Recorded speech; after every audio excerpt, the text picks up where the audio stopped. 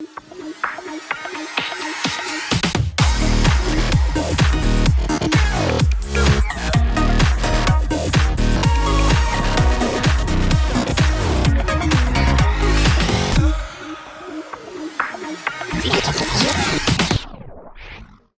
was your formula for placing a valuation on that store? So, I was fortunate that I knew the owner. I was somewhat familiar with the numbers, but not entirely. But he was very, very transparent with the numbers, which helped a lot. Sure. Given the fact that it did have a card system, even though it was ancient, he was able to provide the card system printouts for the self-serve. And he gave me 2 years worth of printouts for the wash, dry, fold, which was very challenging to go through because that was also, there was a lot of, the data was weird. And then the expenses. I mean, the expenses are basically what they are. They're rent and labor and supplies and utilities. So it was sort of easy in that sense. And we came to a valuation of a 4 times multiple. Okay. So we kind of, he was asking a little higher. I was less. We kind of split the difference, and I think it's a fair deal. The equipment is older. It's got 20-year-old Dexter washers and dryers. But if you saw these machines, they look beautiful. And, the only problem with them is that they do use more utilities than our newer 200G machines. These are 80G Dexter washers, and the dryers are 20-year-old Dexter dryers. And the utilities are higher. They're on the higher side. Could you? We always like to assume that our audience is at least 50% beginners because we think that's pretty accurate. When you say a 4x multiple, I think there's a big misnomer among beginners out there what that means. With you being a finance and a numbers guy, can you super quickly explain to someone what a 4x multiple is? Sure. So we take a look at, and we did this on the underwriting side at Eastern Funding. We take a look at the gross income. So all the revenue streams. And in this case, there were 3. So it was self-service, which is the washer and dryers. There was over-the-counter, which is wash, dry, fold. And then they sell, in our Manhattan store, we sell a little bit of soap over the counter. There's no vending machines. It's a smaller store. It's about 2,800 square feet. So there's no space for vending machines. So they sell it over the counter, a little bit of soap, and that's the third revenue stream. So it's self-service, it's wash, dry, fold, and then there's some over the counter soap and some bags, some laundry bags. You take that's your gross income, gross revenue, and then you've got all your expenses, and to name a few: rent, utilities, labor. Those are the big ones.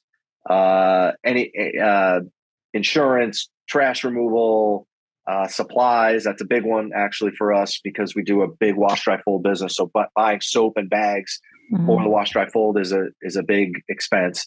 So you take all your expenses and you come out with a net income, and that does not include taxes, does not include depreciation, does not include your loan payment. Those things are excluded because those things are they are different for every operator. So whenever you're looking at analyzing a deal, those things are excluded only because your financial situation may not require a loan, whereas somebody may. So your loan is your business as a buyer, and your tax situation is your business as a buyer. So those things are excluded. So it's just the revenue and just the actual cash expenses that are calculated in terms of looking at a net income. You take that net income, and that's what you're going to make in a year before your taxes and your loan payments. So that's the common denominator is your net income. So when you paid 4X, you were paying them 4X of their annual net income. Correct. Yep. That's exactly what it is. And when we talk about the industry, our industry, the range is 3 to 5. It goes beyond 5 in certain circumstances. It could go below 3, but typically we talk about what's the average. It's 3 to 5. And the factors that determine those averages, those multiples, are a myriad of things. Your lease term determines it. A longer lease is better. A shorter lease would, make it less valuable. Mhm. The age of the equipment factors in, because eventually you're going to have to replace the equipment. At some point, it just doesn't. I mean, it won't run forever. It'll run for a long, long time, but it's a diminishing value. So age of the equipment and the length of the lease are two determining factors. There's several determining factors, but those are kind of the big ones, and that makes your value a little bit higher, or a little bit lower. So we were at 4. I was comfortable with that. A 4 multiple means that, in my opinion, you're going to get your money back you have a 25% return, right? So let's say the store has a net income of $200,000, just using round numbers. You would pay a 4 multiple, you can pay $800,000, and you'll get your money back in 4 years. That's what the multiple is. So if you're going to get your money back in 4 years, you get back 25% of it each year for 4 years. It's a 25% return if you were to pay cash. It's a cash on cash return.